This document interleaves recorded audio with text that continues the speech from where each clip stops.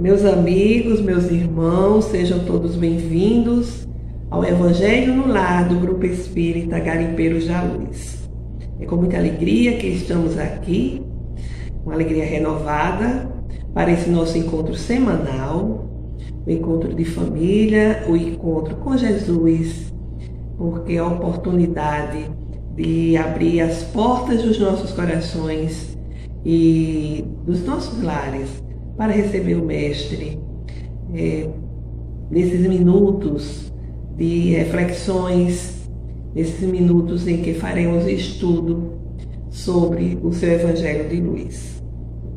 Então vamos lembrar da água, um recipiente com água, para que os espíritos benfeitores fluidifiquem a água durante o nosso estudo. Então vamos iniciar com a leitura preparatória, a leitura, como sempre tem sido feita, do livro Vinha de Luz, do Espírito Emmanuel, psicografia de Chico Xavier. Então hoje teremos a mensagem de número 93, Cães e Coisas Santas. Não deis aos cães as coisas santas. Jesus, segundo Mateus, capítulo 7, versículo 6.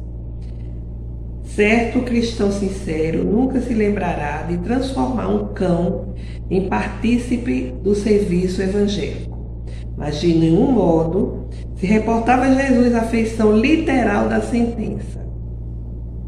O mestre, lançando o apelo, buscava preservar amigos e companheiros do futuro contra os perigos da imprevidência. O Evangelho não é somente um escrínio celestial de sublimes palavras, é também o tesouro de dádivas da vida eterna. Se é reprovável o desperdício de recursos materiais, que não dizer da irresponsabilidade na aplicação das riquezas sagradas?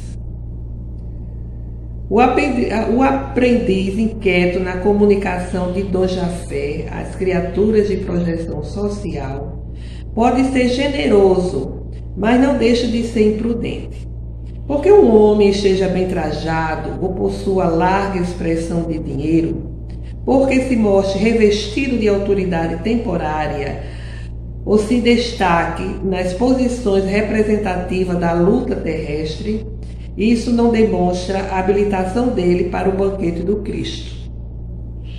Recomendou o Senhor seja o Evangelho pregado a todas as criaturas, entretanto, com semelhante advertência, não espera que os seguidores se convertam em demagogos contumazes, e sim em mananciais ativos do bem a todos os seres, por meio de ações e ensinamentos, cada qual na posição que lhe é devida. Ninguém se confia à aflição para impor os princípios evangélicos neste ou naquele setor da experiência que lhe diga respeito. Muitas vezes o que parece amor não passa de simples capricho, e em consequência dessa leviandade é que encontramos verdadeiras maltas de cães avançando em coisas santas. Temos aqui os esclarecimentos do Espírito do benfeitor Emmanuel, que aqui nos adverte que não devemos desperdiçar os tesouros divinos, certo?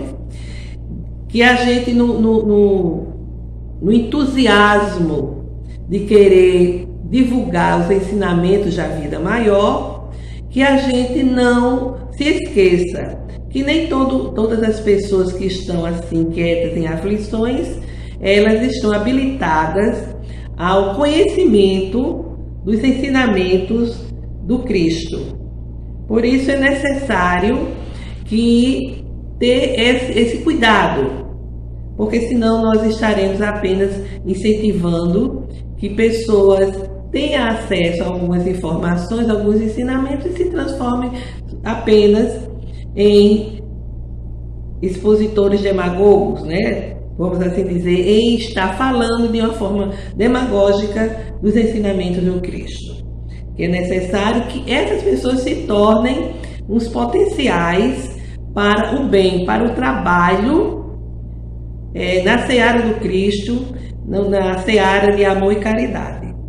Em resumo, são essas reflexões, essa mensagem que o benfeitor Emmanuel nos dá nessa mensagem tão esclarecedora. Então, meus amigos, vamos agora fazer a nossa prece inicial. Vamos elevar nossas mentes e corações ao alto, pedir as bênçãos divinas para o nosso estudo.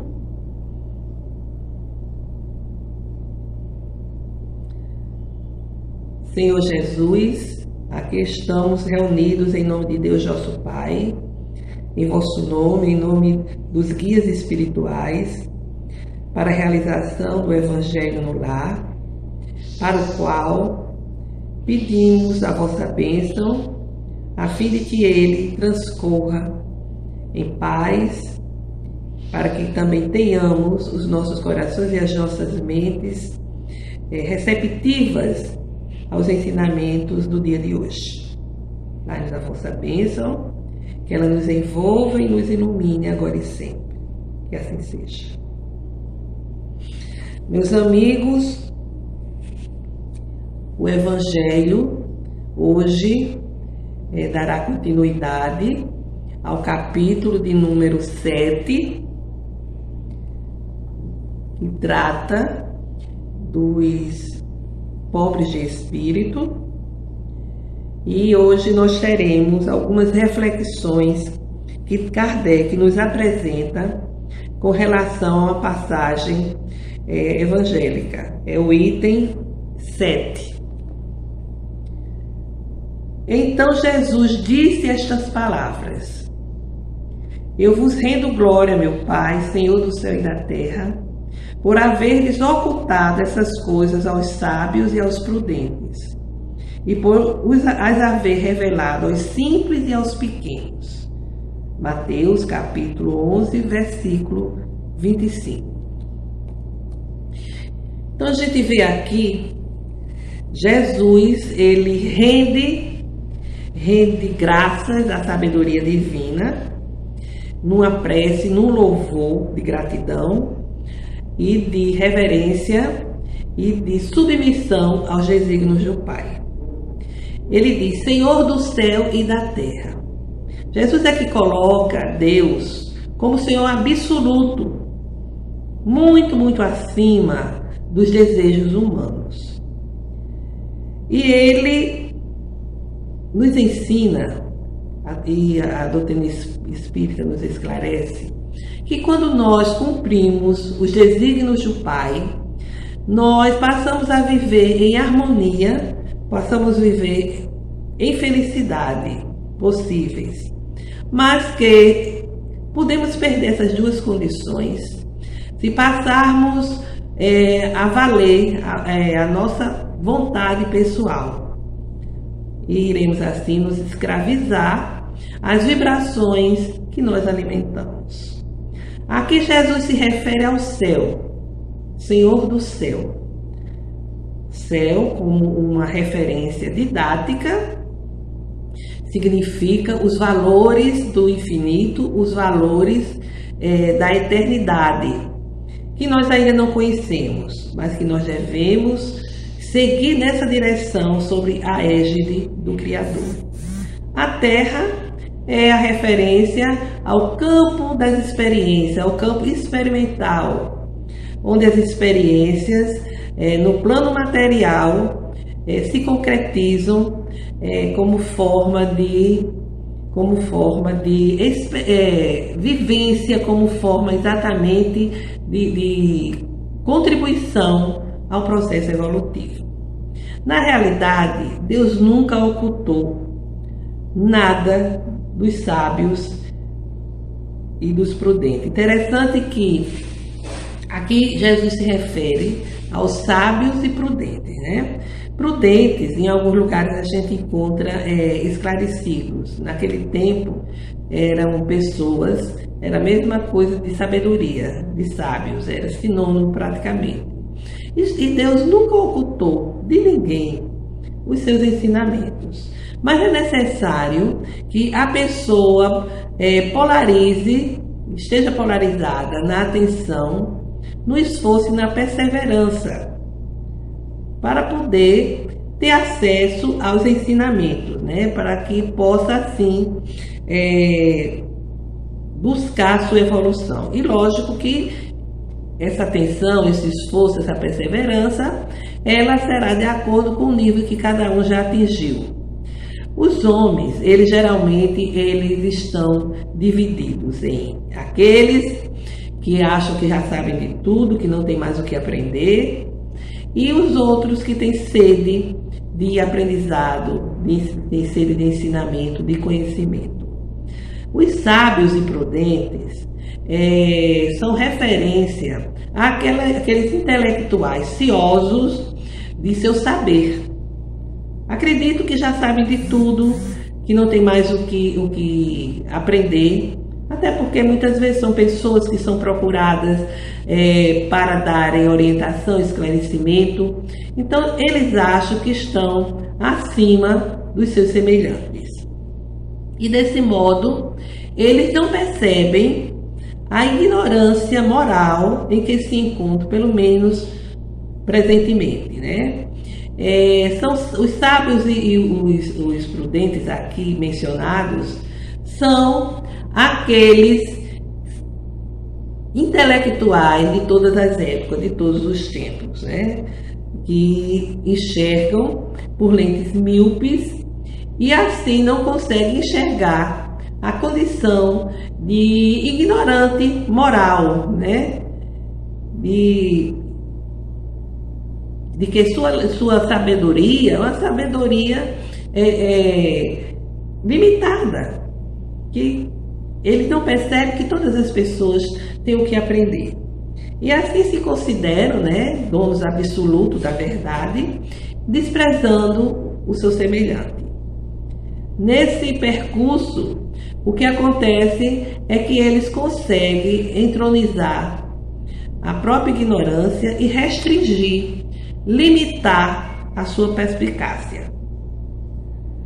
Na verdade, quando Jesus faz referência, ele louva ao Senhor Pai, porque os seus ensinamentos não estavam sendo revelados aos sábios e prudentes, que a gente pode até estranhar à primeira vista. Ele estava se referindo exatamente a esses falsos sábios, aqueles que têm o conhecimento que foi dado a ele pelo mundo ou por uma condição social e econômica, mas que não abrange todos os conhecimentos. São aqueles, sobretudo, que não vivenciam, que não exemplificam os conhecimentos que possuem.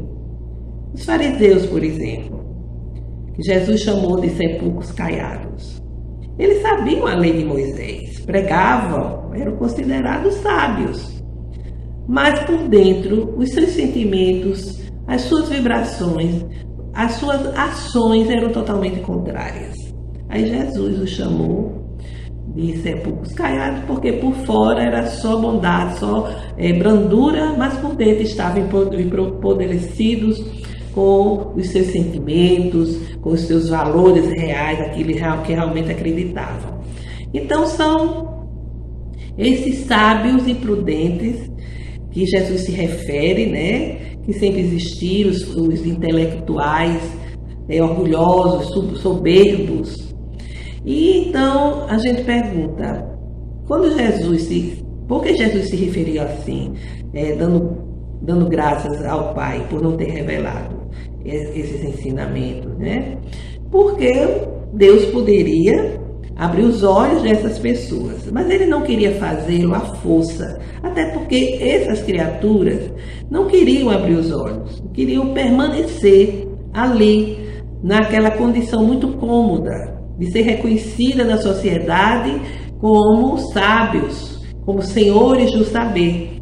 Então Jesus, respeitando o livre-arbítrio de cada um, deixa que eles procurem a verdade. Porque um dia, quando estiverem cansados, quando estiverem atingidos pela angústia das trevas, eles irão compreender que só existe um Deus, que é Deus Pai. Só um Deus absoluto. Não é o acaso que nada preside. O acaso não é responsável pelas ocorrências da vida, não é responsável por tudo que existe nesse universo infinito que mal nós conhecemos. Então chegará o dia que isso irá acontecer. Então Deus deixa que eles permaneçam nessa cegueira, essa cegueira que eles não fazem questão de vencer. Então a gente aqui vê também que Jesus se refere aos pequenos, né? Esses pequenos, numa linguagem evangélica, são exatamente os humildes, aqueles que já venceram o orgulho, a vaidade, aqueles que já estão numa fase de bondade, são mansos, estão abertos aos ensinamentos, estão receptivos aos ensinamentos de Jesus e vão ficar convictos de que esses ensinamentos poderão ser vividos, né? Que são ensinamentos transformadores. Então, meus irmãos, quando Jesus se refere aos mistérios ocultos aos sábios e prudentes, é exatamente nesse sentido. Deus não omite nenhum ensinamento dos seus filhos. Sempre enviou ao mundo os seus emissários para trazer a luz, para trazer os ensinamentos, os esclarecimentos, para dissipar as trevas da humanidade. Os incrédulos, eles podem até rir desses ensinamentos, porque eles não acreditam em nada que eles não possam assim tocar, que eles não podem assim, são ensinamentos desconhecidos e quando envolve a espiritualidade são questionáveis, né? Há até aqueles que digam: eu só acredito se acontecer isso ou aquilo, eu só acredito se me for revelado tal fato, como se Jesus e os seus servidores não tivessem o que fazer, estivessem disponíveis para atender aos caprichos dessas criaturas, né? Dessas criaturas arrogantes, que isso não deixa de ser arrogância, né? Então, isso ainda acontece nos dias de hoje, principalmente, né? A gente que é espírita sabe perfeitamente que muitos debocham, muitos acham que é crendice, muitos acham que é invenção, que é coisa assim de gente baixa. A gente escuta de tudo. Antigamente até era pior, mas continua a existir com relação aos ensinamentos que a doutrina espírita nos traz. E o pior é que essas pessoas não entendem nada, não têm nenhum conhecimento, não procuram saber para tirar conclusões respaldadas em uma avaliação, em um estudo. São exatamente pessoas inconsequentes. Eu lembro que na década de 70 tinha um médium de efeito físico na Paraíba que ele tinha ectoplasma específico para fazer a materialização de espírito. E ele veio umas 10 vezes aqui na Natal, a convite de um espírita que eu conheci, e numa reunião, várias reuniões de materialização, o espírito se materializou, Dr. Campbell. E a sala tinha alguns convidados, inclusive pessoas médicas, pessoas assim, de um certo esclarecimento, e ele se materializou. Ou seja, ele se apresentou materializado, podia ser tocado, ele falava, e ele executou alguns procedimentos de tratamento em algumas pessoas. E depois eu não participei, né? Eu não era espírita nessa época, e depois eu conheci um cidadão que esteve presente, mas aquilo não representou nada para ele, nada. Não o transformou em nada, e ele ainda saiu duvidando, achando que era truque de magia, de coisas dessa natureza. Você imagine, você vê a materialização de um espírito. É coisa fantástica, maravilhosa. É uma coisa assim realmente que não é mais comum nos dias de hoje, mas teve uma época que era assim mais frequente, porque as pessoas ainda estavam no estágio de não acreditarem, né? Não acreditarem, e esses fenômenos vinham exatamente para dar aquele impacto para as pessoas compreenderem um pouco esses fenômenos espirituais, compreender que a morte do corpo físico não extingue a criatura, que a vida continua. Então foram 10 reuniões de materialização. Quem assistiu disse que foi algo extraordinário, mas outras pessoas ficaram na sua eterna dúvida, porque realmente não estão abertas, não querem, no fundo, não querem acreditar. E eu conheço também, eu tenho uma colega, e ela tem evidência, ela tem uma mediunidade um tanto ostensiva, mas ela questiona a própria evidência. Ela diz que é perturbação, que acha que tem alguma desritmia cerebral. Ou seja, as desculpas alimentando dúvidas para que não se assuma uma tarefa, uma missão tão bonita como seria a dela, caso ela colocasse essa mediunidade a serviço dos espíritos, a serviço do próximo. Então são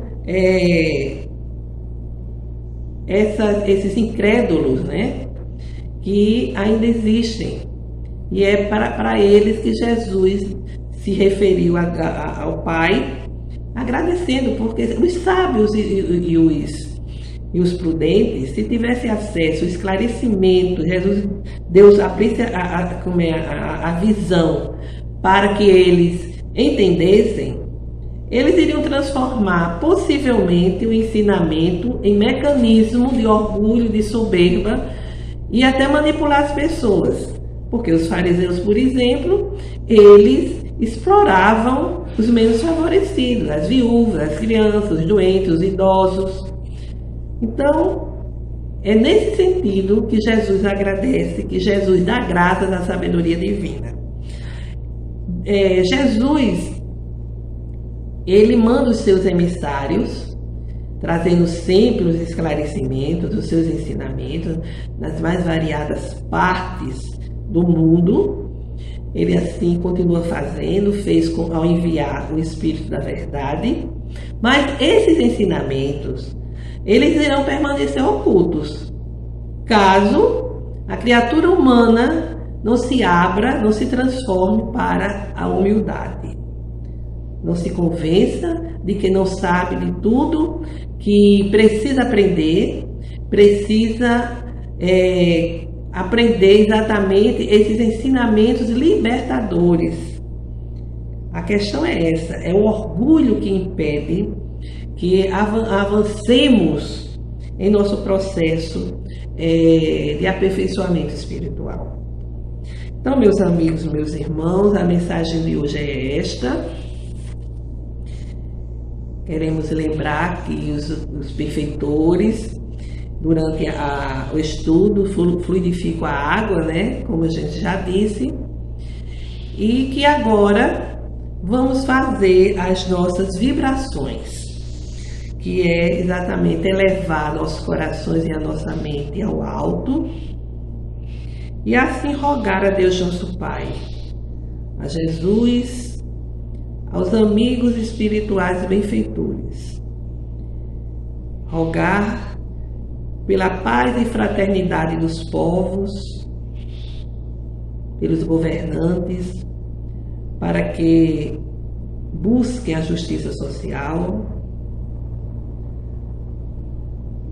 pelo movimento espírita, que se fortaleça nos ensinamentos do Cristo e nos ensinamentos da codificação,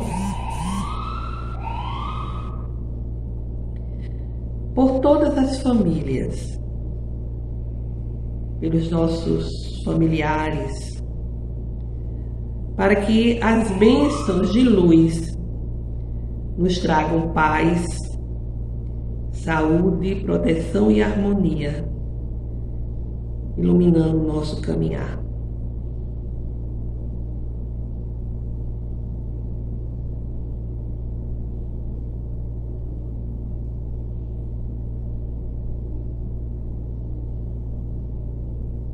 Nosso Pai que estás em toda parte, glorificado seja o vosso nome no louvor de todas as criaturas. Vindo a nós o vosso reino de amor e sabedoria, que a vossa vontade se cumpra aqui na terra e em todos os ciclos espirituais. Pão nosso do corpo e do Espírito dá-nos hoje. Perdoai as nossas ofensas, ensinando-nos a perdoar aos nossos devedores, não nos deixando cair nas tentações, livrando-nos de toda maldade, porque vosso é o reino, o poder e a glória para todos sempre, que assim seja. Com esta prece encerramos o Evangelho de hoje, agradecendo a Deus, a Jesus e aos benfeitores da vida maior, por terem permitido esses momentos de reflexões iluminativas. Que tenhamos todos, meus irmãos, uma semana de paz, uma semana de harmonia e de saúde. Até breve.